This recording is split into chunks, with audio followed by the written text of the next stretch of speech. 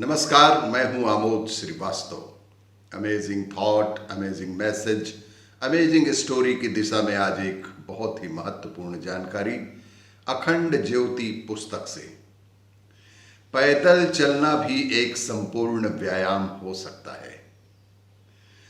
पैदल चलना दैनिक जीवन का एक सामान्य सा कृत्य है, लेकिन इसे दैनिक जीवन में एक व्यायाम का स्थान दिया जा सकता है।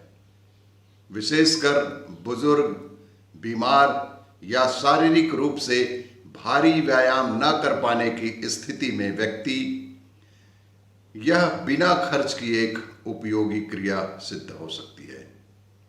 यह एक सरल प्रक्रिया है जिसमें अपना भार ही व्यायाम का माध्यम बनता है।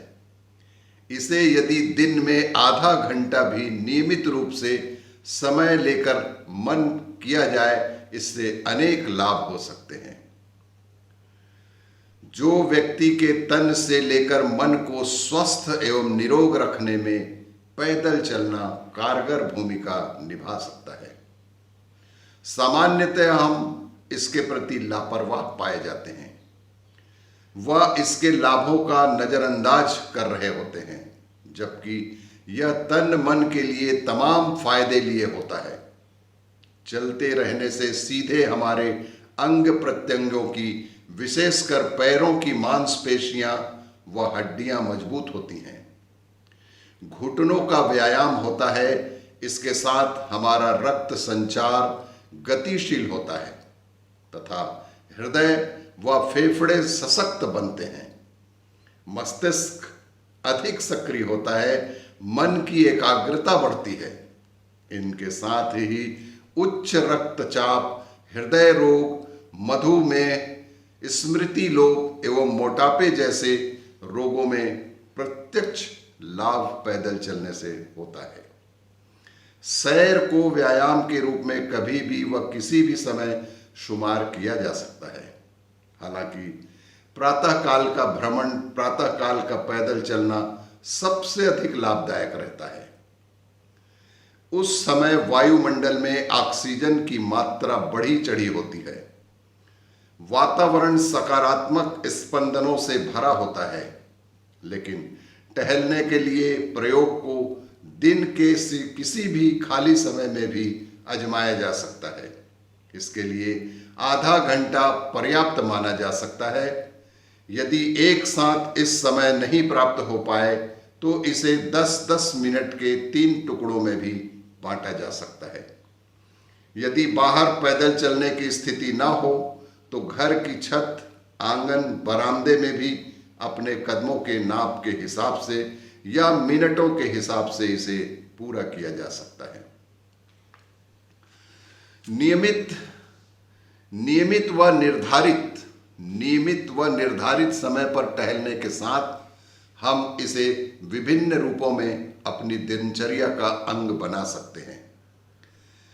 यदि भवन कई मंजिल ऊंचा हो तो लिफ्ट के बजाय सीढ़ियों का उपयोग करते हुए व्यायाम का लाभ ले सकते हैं।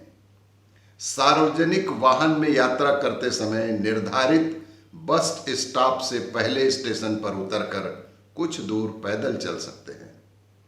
कैंपस में वाहन के बजाय पैदल टहलते हुए आ जा सकते हैं। घर के पास की गली मोहल्लों व दुकानों तक पैदल जा सकते हैं। पालतू कुत्ते को टहलाते समय पैदल चलने की आवश्यकता भी पूरी की जा सकती है। धीरे धीरे चलने से सामान्य गति में टहलने पर इसके सामान्य लाभ मिलते हैं, लेकिन यदि इसके माध्यम से शरीर का भार कम करना हो या अतिरिक्त स्टेमिना विकसित करना हो तो इसकी आवृत्ति एवं गति को बढ़ाया जा सकता है। समय की अवधि आधा घंटे से अधिक कर सकते हैं। गति इतनी कर सकते हैं कि सांस तेज होने लगे व पसीना अवश्य छूटने लगे। टहलने को, पैदल चलने को और कसरती बनाने के लिए कुछ अनुपात में इसे कठिन कर सकते हैं। समतल के बजाय खड़ी ढलान या पहाड़ी पर पैदल चलने का अभ्यास किया जा सकता है। पीठ में या हाथ में वजन लेकर पैदल चला जा सकता है। चलने की गति या चलने की दूरी को बढ़ा सकते हैं या अपनी क्षमता के अनुरूप अधिक समय तक टहलने का अभ्यास किया जा सकता है। लेकिन पैदल चलना किसी भी रूप में जीवन के लिए बहुत ही लाभप्रद होता है। टहलना या पैदल चलने का पूरा लाभ लेने के लिए इससे जुड़ी कुछ सावधानियों को भी बरतने की आवश्यकता है। पैदल चलने के पूर्व कुछ वार्म अप कसरतें अवश्य कर लें, जैसे शरीर के अंगों को स्ट्रेचिंग करना, धीरे धीरे टहलने की गति को बढ़ाना। इसी तरह टहलने के साथ शरीर को शिथिल भी अवश्य करें, जिसमें श्वास से लेकर ध्यान के प्रयोग के लिए किया जा सके। टहलने के लिए जूतों पर ध्यान देने की आवश्यकता होती है। जूते सदैव आरामदायक और पैरों को पूर्ण रूप से पकड़ वाले होने चाहिए। जूते सदैव ही पैर में नरम, आरामदेह और पूर्ण रूप से पकड़ वाले जूते होने चाहिए। टहलने का अनुभव अधिक सुखद एवं आराम करने के लिए इस तरह के उपाय किए जा सकते हैं। साथ ही मौसम के हिसाब से कपड़ों का चयन भी किया जा सकता है। पैदल चलने को एक आनंददायी अनुभव बनाया जा सकता है। पैदल चलने का मार्ग यदि स्वच्छ, निर्मल एवं प्राकृतिक वातावरण से होकर गुजरता हो तो सैर की गुणवत्ता बढ़ जाती है। राह के प्राकृतिक सुंदर दृश्य नेत्रों को सुकून देते हैं, चित्त में प्रसन्नता का भाव जगाते हैं। निर्मल हवा में हर श्वास के साथ प्राण शक्ति के संवर्धन का भाव सुदृढ़ होता है। लयबद्ध श्वास के साथ टहलते हुए प्रकृति के साथ एकात्मता का भाव सैर को एक आध्यात्मिक अनुभव बना देता है। प्रातः, दोपहर, सायं एक ही मार्ग भिन्न भिन्न अनुभव देता है। इसी तरह अलग अलग ऋतुओं में एक ही राह भिन्न भिन्न अनुभव का माध्यम बन सकती है। इस तरह टहलने को एक स्वास्थ्यवर्धक व्यायाम के रूप में अपनाया जा सकता है, जिसके फायदे अनेक हैं। यह बिना किसी खर्च का व्यायाम है। इसको हम जितना जल्दी जीवन का एक अभिन्न अंग बनाएंगे उतना ही उत्तम होगा।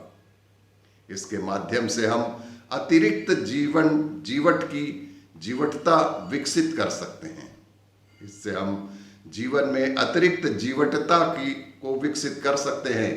बच्चे, बुजुर्ग एवं शारीरिक रूप से भारी कसरत न कर पाने वालों के लिए यह एक विशेष तौर पर अपनाए जाने वाला संपूर्ण व्यायाम सिद्ध हुआ है। तो कम से कम सुबह या शाम जहाँ भी संभव हो, घर में, गार्डन में, बगीचे में या नहीं तो घर की छत में कम से कम 30 मिनट का पैदल अवश्य चलें और शरीर को निरोग रखें। और भी इसी तरह की जानकारियों के लिए देखते रहिए मेरा वीडियो। लाइक करें, शेयर करें और सब्सक्राइब अवश्य करें। धन्यवाद।